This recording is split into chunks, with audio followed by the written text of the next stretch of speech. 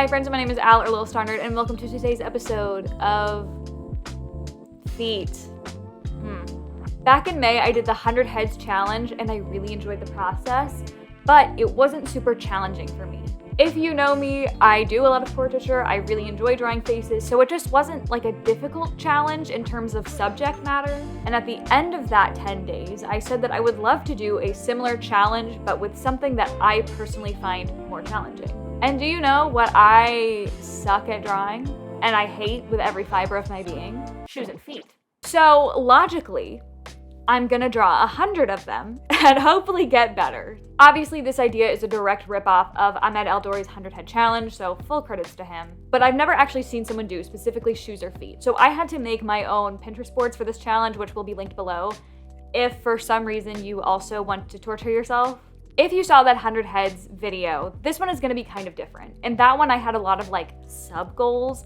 Like I was trying to get better at composition. I wanted all of the spreads to look good, but that's because I wasn't worried about developing skill in portraiture. For this video, I am actually trying to get better at drawing shoes and feet, so I'm not gonna be adding all those extra elements. I'm just gonna be going with the flow every day. So the spreads aren't gonna look good. It's not gonna be anything fancy. I genuinely wanna get better at drawing feet. So with all that in mind, I sat down on August 11th to start my 10-day journey of drawing 100-ish feet. The game is afoot.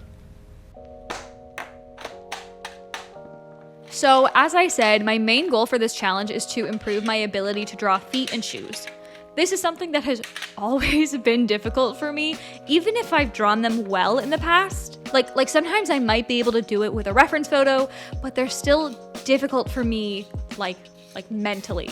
It's like in your old middle school or high school sketchbooks, you know, you would cover up one eye with bangs or you'd hide the hands behind the character's back. Feet and shoes are my other eye, you know what I mean? I always used to cut off the feet or like draw a line across the ankles to like block them off. And usually, even when I do use references, like I'm lucky if the feet turn out well, like especially shoes. Like if they genuinely look good, like that's a miracle. Shoes absolutely confound me, but I've just always struggled like mentally with them. So the natural conclusion is to draw 100 of them in 10 days, or close to 100. I have no idea how many individual feet there actually are. You know, some are pairs, some are singles. I didn't draw every pair. Sometimes I cut one out.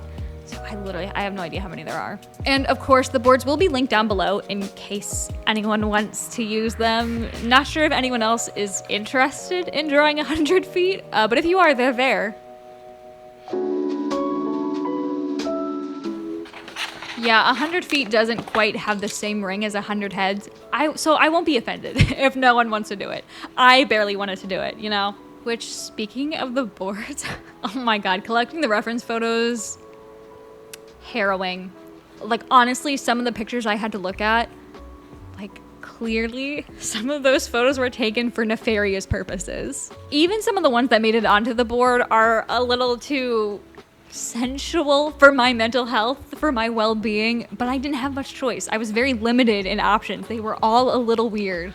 But anyways, when picking the references, I was really looking for diversity in pose and angle, size, shape, definitely like a lot of different shoe types. I didn't want to just do Vans or Converse, like really basic, obvious choices. I wanted to really get to know like what makes a foot and what makes a shoe a shoe.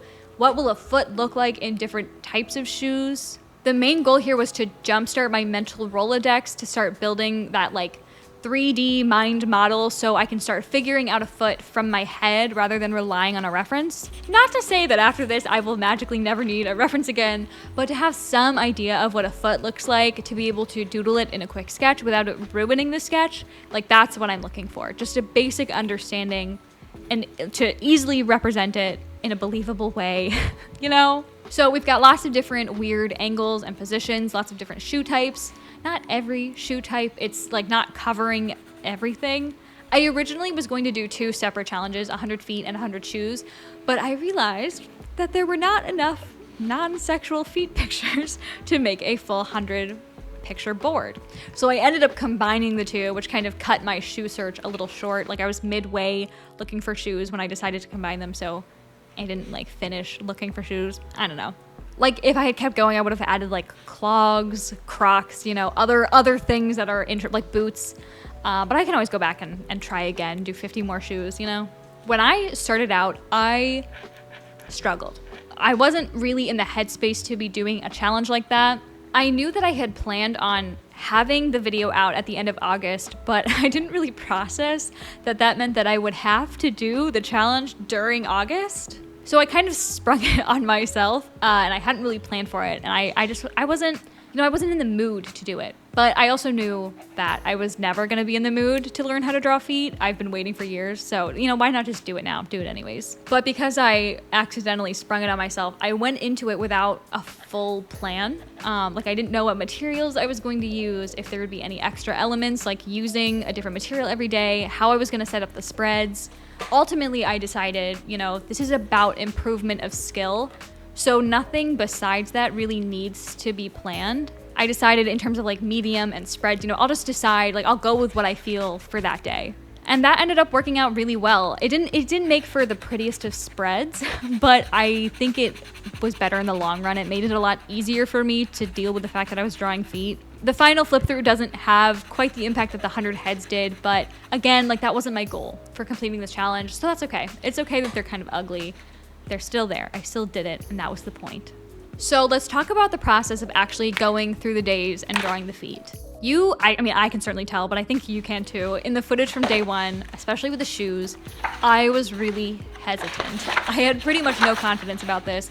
I had no idea where to start with each sketch. Like each picture, especially the shoes, was so visually confusing for me, and I felt really, really intimidated. I was very overwhelmed. For the first few days, I started by using a 6H pencil to make a really light sketch, then an H to refine that sketch. Then I went in with darker values and actually like shaded and added detail and stuff.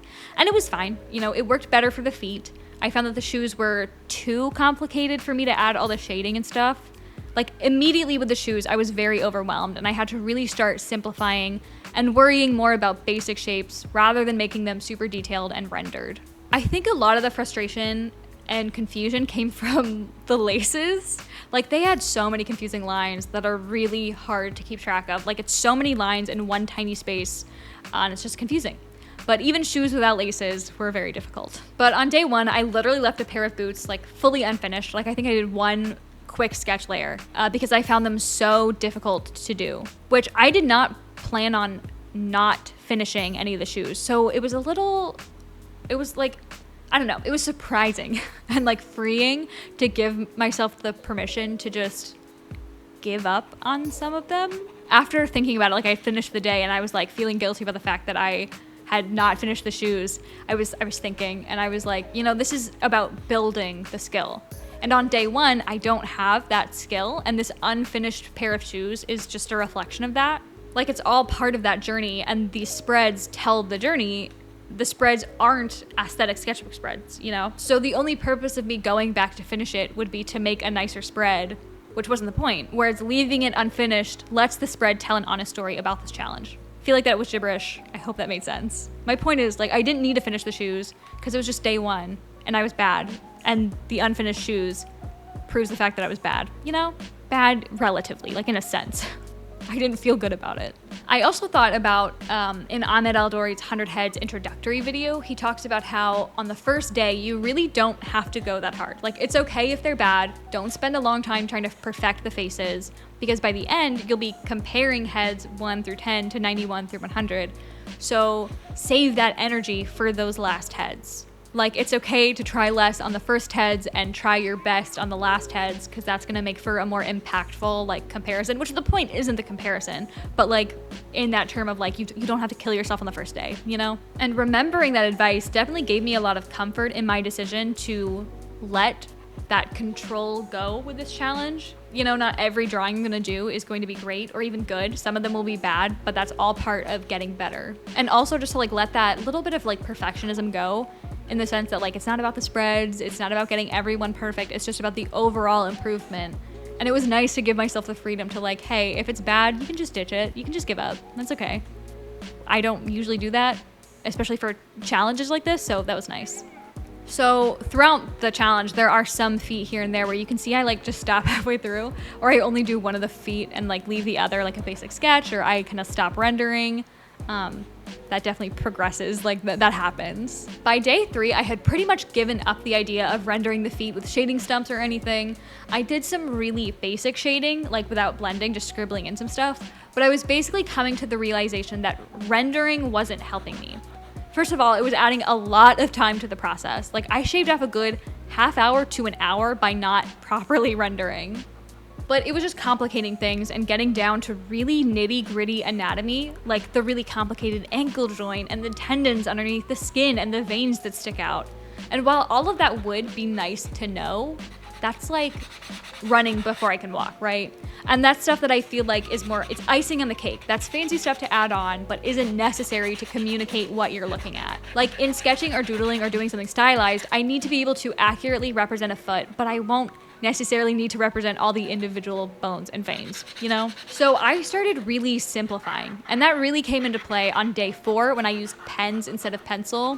Literally just basic shapes, simple lines. How can I communicate accurately and realistically what this is with as little information as possible? And when I started working with that approach by going as simple as possible, I think that's when things really started to click for me. Okay, I have completed day 5's feet, so I'm officially halfway. Like last time, I thought I would give like a little update on how things are going, how I'm feeling. The point of this challenge was not to make nice looking spreads, but I will say they're so ugly and it bothers me a lot. I tried to make this one a little bit nicer. Still not really good. Unsurprisingly, the feet are taking way less time than the heads because, you know, they're smaller, less detailed. I think on average it's taking me about 2-ish hours a day, so not at all bad. Definitely like breezing through them. I feel like already I have improved so much. I've noticed that it is so much easier to draw these feet now. Breaking down like the reference photo, understanding what I'm seeing and translating it is so much easier, so much faster. I feel like I'm starting to understand like the basic shapes and anatomy of feet. I think I could probably draw a few different poses without a reference. I will say the shoes are a lot harder than the feet. The feet are easy.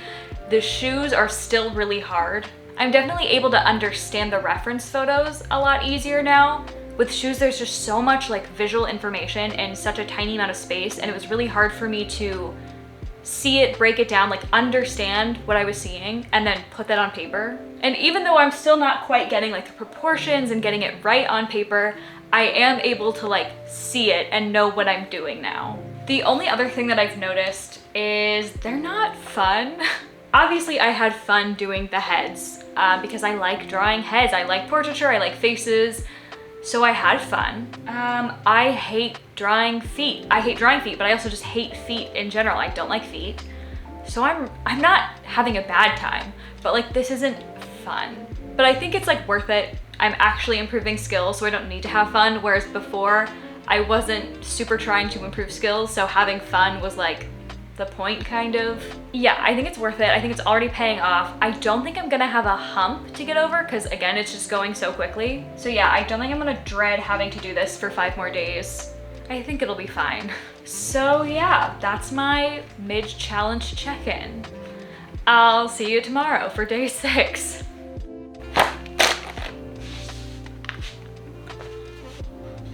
So about midway, when I was starting to feel a little like, you know, okay, I've got a handle on things, things were getting easier, I was ready to mix it up a bit. I was getting a bit bored. So I was using different mediums, but I wasn't trying to get carried away. Like I wanted to stay simple. I wanted to stick to things that were not going to bleed through the paper and also things that would encourage me to keep going with the bold, simple mark making. So about midway was when I was starting to feel, you know, more in control, like I had a handle on things, it was starting to get easier. So I decided then to like mix stuff up a little bit. So I was using different mediums, but I wasn't trying to get carried away. So I wanted to stick to things that were not going to bleed through the paper and also things that would encourage me to keep going with the bold, simple mark making. I did not want to go back to day 1 with 3 sketch layers and shading and rendering. So my mediums were still a bit limited. At one point I pulled out the 3B pencil and just used that, which was actually really fun. But I really wanted to stick to the bold mark making. I didn't want to overcomplicate it again. I did not want to go in with any like pre-sketches. Like I just wanted to go in drawing the feet. So I wasn't using like markers or paints or anything like that. And I think that was a really beneficial move for me because I had to be confident and ensure and really understand the photo and what I was drawing before I put the pen or pencil down, which meant that I really had to like know what the foot or the shoe looked like. And there were definitely some that I really messed up. Like some of them just look ugly and weird or had like little rogue marks where I went too far or not far enough and I had to like adjust but couldn't erase. But overall, I think it worked out for me like really well. I think that progress, that breakthrough, like really shows in the second half of the challenge. Like I said, there are definitely some duds and some uggos, but I think you can really see the confidence in the drawings. Not to mention in the footage, maybe you can't tell, but I can tell, like I was there, I know. There wasn't any more of that hesitation that I had on that first day. Like I put the pencil and pen down, like I just drew. Like I could very confidently just put it down and go.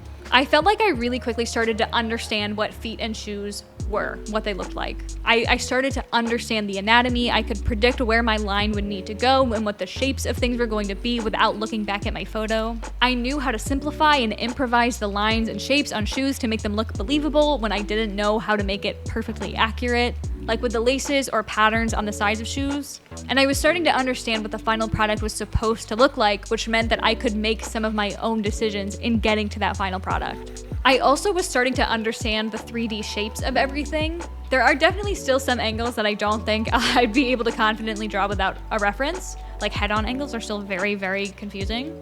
But I feel like I can picture the 3D shape of feet and shoes in my head and I can rotate it and manipulate it and understand what will move and what won't, you know?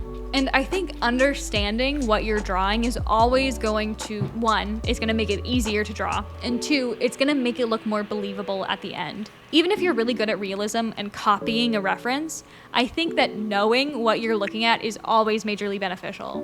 And I think that's why it was so difficult for me to do before. I had never looked at feet or shoes long enough to understand any of their parts. I couldn't tell you what toes actually looked like or that one side of the ankle is higher than the other. I couldn't tell you what toenails looked like or where the laces stopped or what the lips of shoes looked like. And so even when I was staring at a reference photo, all of that information was meaningless to me because it had nothing to stick to, you know? I saw all these little pieces to a big puzzle but didn't understand how they went together or even what the final photo would be. Now I can see all the little parts and I know what they are and what they mean and I know how to join them together to get the picture that I want. I can really see the difference between the first few and the last few spreads, even though there's a lot more effort and detail put into the first few. I think objectively they might look better. I know that those pages were made of confusion and frustration and all that detail was just overcompensation. And the last few spreads have so little detail in them, they're so basic, they're basically just doodles. But you know, they're drawn with confidence. They're clearly communicating exactly what they need to without a bunch of useless noise. They're really underwhelming and boring and low-key ugly spreads, but I think they're a major success in terms of my actual goal, which was to just get better at drawing feet. And even if they don't look better than the first few drawings, the knowledge and process behind them are far superior.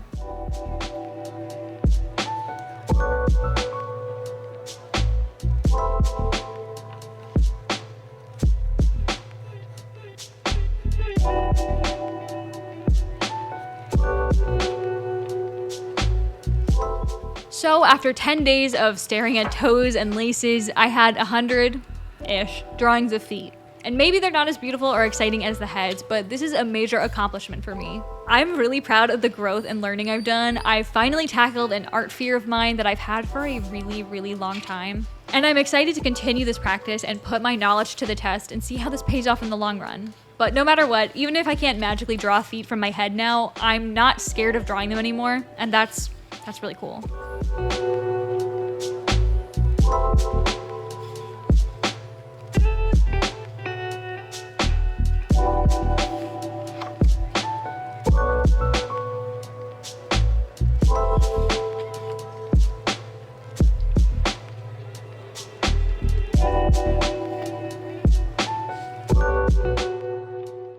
Okay, so it is August 20th. I've officially finished my 10-day challenge. I had a really weird time. The feet were actually really fast to draw, so it wasn't like I was grueling over this for hours every day, but they still were a difficult subject for me. So it was both easy and difficult at the same time. There are some shoes and feet in here that I really, really love how they turned out. There are some that are not great, but I don't think there are any really bad ones. Overall, I'm really proud. I'm really excited. I genuinely came out of this like I feel like I understand what feet and shoes look like now. In fact, I would be so bold to say that I could probably draw feet from a few different angles from my head, I think. Shoes, still not really that confident, but I think I could do feet. I feel really proud of myself, honestly. Like, getting better at shoes and feet has been like a goal of mine for years now. So to finally just like get it done in 10 days, to just like do it and feel really good about it is really nice. The concept of doing 100 things in 10 days, I feel like is something that I will carry with me. Like, if there's anything ever that I want to get better at, I'd like to do this again. And I suggest giving it a try yourself. It really helped. Like, it helped like a lot. So during the 10 days, I wasn't necessarily having fun or like super excited, but coming out of this, I'm really, really happy. I feel great. I feel confident. I think this was a great experience and I'm really glad I did it. And I'm wondering what I should draw 100 of next. If you have any ideas of something that I should try to do 100 of in 10 days, let me know, because this, like I said, this was fun.